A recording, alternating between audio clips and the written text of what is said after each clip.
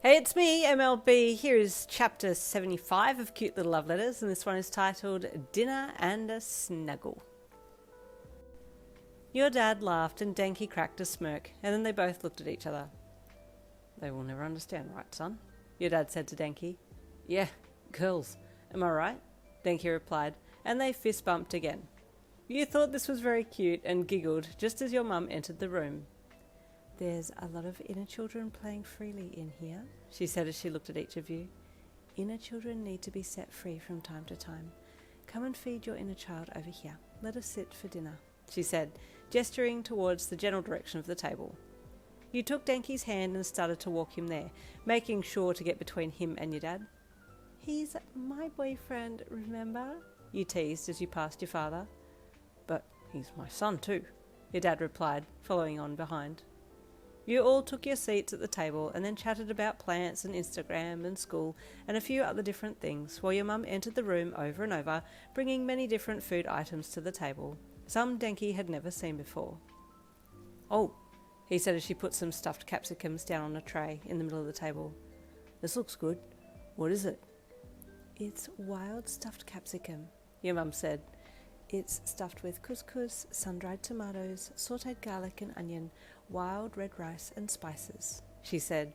Your mouth started watering. You loved your mum's cooking. As soon as she was ready and seated, Denki put his hand up. Okay, now, if you would all hold hands, we'll show our gratefulness for the food before us, he said solemnly. You had to curb your giggle. He was so cute, leading the charge like that. Your dad grinned and reached for your mum's hand beside him, and then across the table to reach for your hand, while Denki took your other hand and reached across the table to take your mum's hand. Please take a moment now, with eyes closed, to appreciate and accept the food's role in nourishing our body, Denki said, and you were impressed that he remembered every line, and he actually sounded very smart when he said it. You indeed took the time and focused on the food that you were about to eat, feeling its life from beginning till now, and then Denki cleared his throat. Mother Nature, Mother Earth, we thank you for this food. We thank you for providing, and we acknowledge our place in understanding that from ashes to ashes and dust to dust, we're human and will return to you one day. May it be so. He finished. You had never heard such a poetic ending to the time of appreciation, and you opened your eyes and stared at him with shock, but also pride, and he looked at you and grinned. Well, let's eat, he said, and you blinked and then turned to get some food. It was a very impressive ending there, son, your dad said to Denki. I must agree, your mum added as she picked up some wild cooked mushrooms to eat. You said it very well. Did you read that somewhere? You asked him. Denki sat back with a smirk on his face and looked at all three of you in turn. No, a magician never tells his secrets, right? He said with a smirk. Just say this was a Denki special. Your dad chuckled. Okay, keep your secrets then, he said. Denki lit up. Wait, was that a meme? Did you just quote a meme? He asked with excitement. I might be old, but I do surf the net a little, your dad said with a proud smirk, and Denki leaned across the table for yet another fist bump, which was becoming their thing now. Mum, stop them, you said with a chuckle. The earth is in motion, your mum said. Not even the tides can hold it back.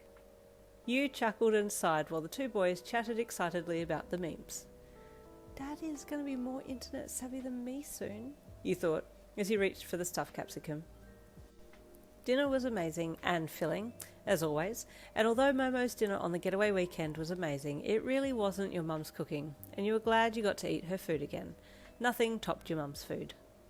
It was amazing, Mrs. Yin's mum, Denki said at the end of dinner. Thank you for inviting me over. You're always welcome here, Denki, she said as she picked up the plates and started to head to the kitchen with them. Your dad got up to help too and excused you and Denki. You two go and relax and we can chat a little later. I'll just help Mum, your dad said. I can help too, Denki said eagerly, and your dad shook his head and smiled. No, I've got this one, son. You go and rest, he said as he picked up the few dishes and then left the room. Did you want to come to my room? You asked. Oh, yeah, that'd be sick. Your room is cool, Denki said as he got up from his chair and followed you to the spiral staircase. Have you lived here your whole life? He asked as he followed you up the winding oak stairs. Yes, I think so, you mused. I don't have any memories of living anywhere else. You got up onto the landing and opened your door, stepping into your room and smiling at the familiar setting. I haven't read books for the longest time, you mentioned randomly when you saw your bookshelf. Well, what books did you like reading? Denki asked. I did like the romance ones, you said shyly, but I guess I'm living my own romance these days. You bet, Denki said as he walked over and stepped in behind you and wrapped his arms around your middle. I love cuddling you from behind, he said as he bent his head down and rested it on your shoulder. You smiled and put your hands on his arm and then turned your head to the side to give him a kiss on the cheek, which then became on the lips when he turned his head towards you, and then you started kissing in earnest. While you were kissing, you turned in his arms and wrapped your arms around his neck, and he pulled your body closer to his, wanting to be as close to you as possible.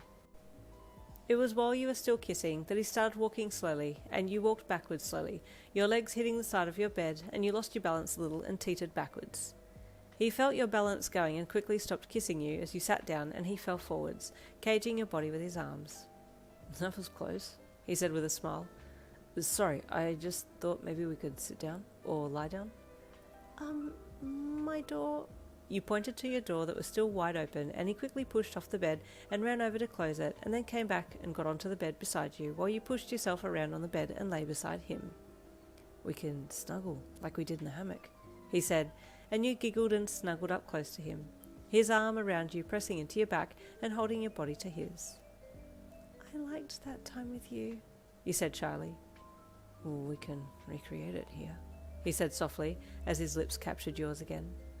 You started to kiss deeply again, and your legs slipped between his, your bodies heating up and craving for more contact as the kissing continued.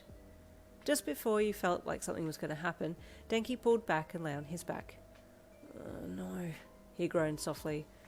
No, don't think it, Denki, he said out loud, but talking to himself. Well, what is it? You asked, confused. I'm having, not good thoughts about you and I, he admitted. Not good, as in bad? You asked innocently. No, as in impure. I'm thinking about other things I want to do with you, he admitted with a blush on his cheeks. I want to see what your face looks like when we... The blush on his cheeks deepened, and he covered his eyes with his hands. What? You asked, your poor, sweet brain being unable to connect the dots. Making babies, Denki mumbled, still unable to look you in the eye. Oh, you suddenly gasped. No, I'm definitely not ready to be making babies, you said with fear. No. Oh, I'd never do that, but my silly brain keeps telling me to have these ideas. But when we're older and we get married, would you want to have babies? He asked, hesitating a look at you. Now it was your turn to be embarrassed. You mumbled, looking away slightly. Yes, I want babies. I think 2 or 3. Denki is on a runaway train. He is whipped. He is hooked. Stay tuned for chapter 76 coming tomorrow. I'll see you then.